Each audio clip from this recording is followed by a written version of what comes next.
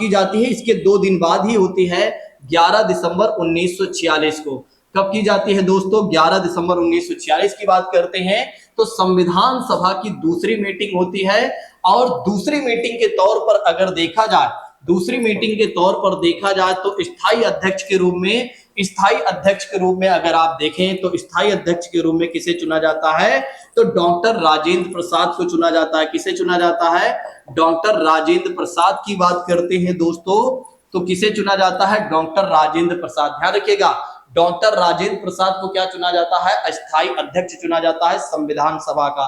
ठीक है, आगे चलकर यही डॉक्टर राजेंद्र प्रसाद भारत के पहले राष्ट्रपति बनते हैं 24 जनवरी। ध्यान रखिएगा, 24 जनवरी को जब संविधान सभा की अंतिम बैठक होती है तो 24 जनवरी 1950 का ही वो दिन होता है। 24 जनवरी 1950 का वो दिन होता है जब आगे चलकर क्या किया जाता है? डॉक्टर राजेंद्र प्रसाद को ही भारत का पहला राष्ट्रपति चुन लिया जाता है। ध्यान रखिएगा, भारत के पहले राष्ट्रपति के रूप में कौन बने थे? डॉक्टर राजेंद्र प्रसाद बने थे। वही वो व्यक्ति हैं जो संविधान सभा के स्थायी अध्यक्ष के तौर पर बने थे। चलिए आगे बढ़ते हैं, नहीं तो फिर यही मैं आपको पढ़ाते रह जाऊंगा। ठीक है, आइए बात कर लेते हैं क्वेश्चन के बारे में।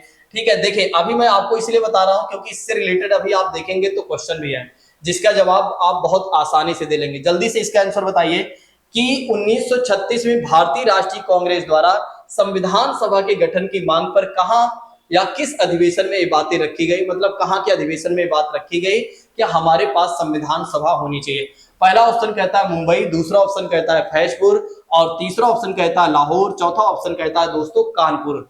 जल्दी से इस प्रश्न का जवाब दीजिए, जल्दी से इस प्रश्न का जवाब दीजिए। चलिए मैं आपको बता देता हूं, इसका जो आंसर हो जाएगा दोस्तों फैजपुर। ध्यान रखिएगा, इसका जो आंसर हो जाएगा फैजपुर हो जाएगा। ध्यान रखिएगा, भूलिएगा नहीं। चलिए अब आइए बात करते हैं इसी के साथ अगले प्रश्न के बारे में। देखिए समय जरूर लगेगा, मेरे पढ़ाने पर समय आपको जरूर लगेगा। ठीक है, आपका समय जरूर लगेगा, आपका समय जरूर लगेगा, लेकिन इस बात की मैं दावा करता हूं कि आप जितने भी समय आप हमें देंगे उतने समय में आप जरूर कुछ ना कुछ सीख कर जाएंगे। और जितना मैं आपको लिख कर दिखा रहा हूं उतना ही नहीं बल्कि उससे ज्यादा ही मैं चीजों को सिखाकर आपको भेजूंगा। हर दिन आपको महसूस होगा कि वाकई में कुछ ना कुछ मैं सीख रहा हूं। अगर आप पूरी क्लास को अच्छे से और पूरी सीरीज को फॉलो करते चलते हैं तो मैं गारंटी लेता हूं कि भारत की कोई भी, अगर आप आईएएस को छोड़कर भारत की कोई भी एग्जाम आप देते हैं तो निश्चित तौर पर आप जरूर सफल होंगे। बस इस सीरीज को देखना मत भूलिए और फॉलो करते चलिए। चलिए बात करते हैं इसी के साथ अगले प्रश्न के बारे में। और अगले प्रश्न में किस बात की चर्चा की गई है? संविधान पांडुलेखन समिति का निम्न में से कौन सदस्य नहीं था? संविधान पांडुलेखन समिति की बात करते हैं तो कौन एक तरह से, यानी कि ड्राफ्टिंग कमेटी की बात करते हैं। देखिए ड्राफ्टिंग कमेटी, पांडुलेखन का मतलब हो जाता है ड्राफ्टिंग कमेटी। दोस्तों इसमें कौन सदस्य नहीं थे? के.एम. मुंशी, ए.के. अय्यर, जवाहरलाल नेहरू, मोहम्मद सादुल्ला। ठीक है, जल्दी से आंसर बताइए। Who among the following was not a member of the constitution drafting committee? जल्दी से इसका आंसर बताइए कि कौन सा इसका सदस्य नहीं था?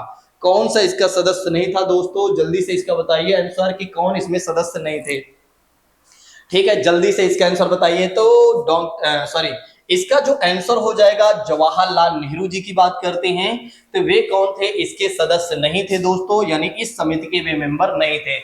देखिए जो जवाहरलाल नेहरू है ना, वे भारत के पहले प्रधानमंत्री बने थे। ध्यान रखिएगा, इनको नियुक्ति कौन दिला, मतलब इनको एक तरह से अपॉइंट किसने किया था या शपथ किसने दिलवाया था? ये वाला क्वेश्चन पूछा जाता है कि जब भारत के पहले प्रधानमंत्री बनते हैं पंडित जवाहरलाल नेहरू तो इनको अपॉइंट या एक तरह से देखा जाए तो इन्हें शपथ कौन दिलाता है दोस्तों? तो इस बात को ध्यान रखिएगा, तो लॉर्ड माउंटबेटन साहब, लॉर्ड माउंटबेटन साहब की बात करते हैं तो लॉर्ड माउंटबेटन साहब की बात करते हैं दोस्तों, तो उन्होंने इन्हें ऐसा करवाया था, यानी कि अपॉइंट या कह सकते हैं शपथ दिलवाए थे।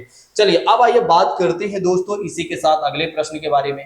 अगर आपको कोई चीजें ऐसा लगता है कि नहीं ये कंफ्यूजन वाली चीजें हैं तो आप अपनी बात को जरूर रखिएगा, हम उसे कंसीडर जरूर करेंगे। चलिए अब आइए बात करते हैं दोस्तों इसी के साथ अगले प्रश्न के बारे में। प्रस्तावित मूल संविधान में कुल सदस्यों का विभाजन किस प्रकार होना निश्चित हुआ था? मतलब एक कहा जा रहा है कि जब प्रस्तावित मूल संविधान में एक कहा गया संविधान सभा में जो सदस्य बनेंगे वे किस कैसे बनेंगे, मतलब कौन लोग होंगे, किस क्षेत्र से कितने लोगों को बुलाया जाएगा, कितने लोग क्या एक तरह से संविधान सभा के सदस्य बनेंगे, ठीक है, कहां कहां से रहेंगे। पहला ऑप्शन कहता है कि ब्रिटिश प्रांतों के 292 प्रतिनिधि, और दूसरा ऑप्शन कहता है देशी रियासतों के 93 प्रतिनिधि, और तीसरा ऑप्शन कहता है मुख्य कमिश्नरी क्षेत्र के 4 प्रतिनिधि होंगे, और चौथा ऑप्शन कहता है उपर्युक्त सभी। जल्दी से इस प्रश्न का जवाब दीजिए दोस्तों, जल्दी से इस प्रश्न का जवाब दीजिए, फटाफट इसका आंसर करते चलिए, फटाफट इसका आंसर करते चलिए। तो ऐसे में अगर देखा जाए तो इसका आंसर क्या हो जाएगा, इसका आंसर हो जाएगा दोस्तों डी सही हो जाएगा, यानी कि उपर्युक्त सभी की बात करते हैं तो ये बातें कही गई थी कि 389 सदस्यों की बात करते हैं, 389 सदस्यों की बात करते हैं संविधान सभा में। तो इसमें अगर देखा जाए तो 292 प्रतिनिधि कहां से होंगे, ब्रिटिश प्रांतों से होंगे। फिर क्या कहा गया, देशी रियासतों से अगर देखा जाए तो 93 प्रतिनिधि होंगे, और मुख्य कमिश्नरी क्षेत्र की बात करते हैं तो 4 प्रतिनिधि होने चाहिए। ठीक है, तो ये तीनों ही बातें बिल्कुल सही है दोस्तों, ध्यान रखिएगा। चलिए अब आइए बात करते हैं दोस्तों इसी के साथ अगले प्रश्न के बारे में। भारत का संविधान लागू हुआ था, भला कौन नहीं जानता है, वो कौन है ऐसा व्यक्ति जो इस प्रश्न का जवाब नहीं दे पा रहा है, ऐसा कौन सा वो मेरा दोस्त है जो इस प्रश्न का जवाब नहीं दे पा रहा है। इसका मतलब है अगर वो इस प्रश्न का जवाब नहीं दे पा रहा है अभी, तो इसका मतलब है उसने अभी हाल ही में तैयारी शुरू किया हुआ है, लेकिन वो डरे नहीं, मैं उसे हर वो बातें सिखा दूंगा। भले ही उसने पहली बार तैयारी शुरू किया हुआ है, भले ही उसने सोचा हुआ है कि बस इसी बार मैंने तैयारी शुरू किया हुआ है और एक छोटा क्वेश्चन पूछ लिया गया है, मुझे नहीं आ रहा है, तो चिंता ना करे, उसे मैं सिखाऊंगा सारी बातें।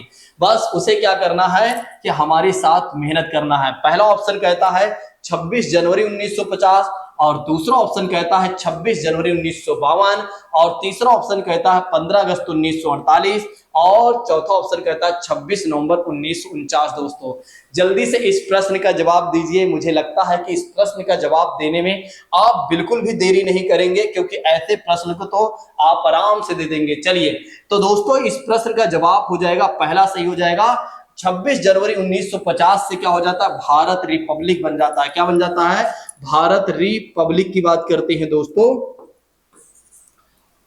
यानी कि भारत गणतंत्र बन जाता है। क्या बन जाता है, तो भारत अगर देखा जाए तो रिपब्लिक यानी कि गणतंत्र बन जाता है। ठीक है, गणतंत्र का मतलब हो जाता है अब हमारे देश का जो राष्ट्र का मुखिया होगा, जो हमारे यानी कि हमारे देश का या राष्ट्र का मुखिया होगा, उसका जो पद होगा दोस्तों वंशानुगत नहीं होगा, वंशानुगत नहीं होगा। ठीक है, यानी कि राजा का बेटा राजा नहीं बनेगा, बल्कि निर्वाचित होकर हो जाएगा। जैसे कि बात करते हैं भारत के राष्ट्रपति, यही हमारे राष्ट्र के प्रमुख होते हैं, और यही देश के प्रथम नागरिक माने जाते हैं, और यही तीनों सेनाओं के सर्वोच्च कमांडर माने जाते हैं।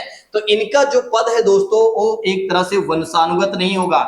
ऐसा नहीं है कि जो राष्ट्रपति अभी वर्तमान में है इनके लड़के कोई एक तरह से राष्ट्रपति बनेगा, नहीं, जो चुनाव जीतकर आएगा वो राष्ट्रपति बनेगा। यानी कि अगर देखा जाए 26 जनवरी 1950 को क्या होता है, भारत देश में संविधान को लागू कर दिया जाता है, और तब से भारत क्या बन जाता है, गणतंत्र राष्ट्र बन जाता है। क्या अद्भुत है भारत की कहानी। ठीक है, अगर आप देखें भारत की कहानी को कभी आप पढ़ें और समझें, भारत के कल्चर को कभी आप समझें, तो क्या अद्भुत है भारत, कितना